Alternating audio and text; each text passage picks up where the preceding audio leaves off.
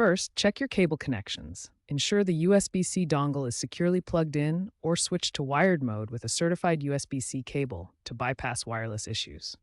Inspect for cable damage like fraying. Next, update your HyperX drivers.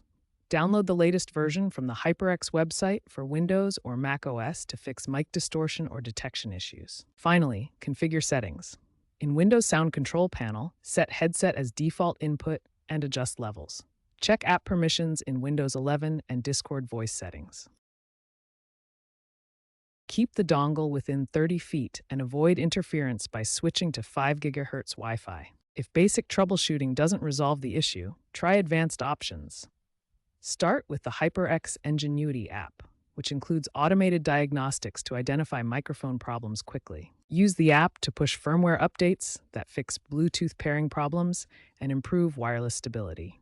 A key trend is AI-assisted troubleshooting in apps that predict microphone failures based on your usage patterns. Watch for virtual assistant integration, like Alexa or Google Assistant, to guide you through fixes verbally. HyperX offers modular parts for DIY repairs, promoting sustainability.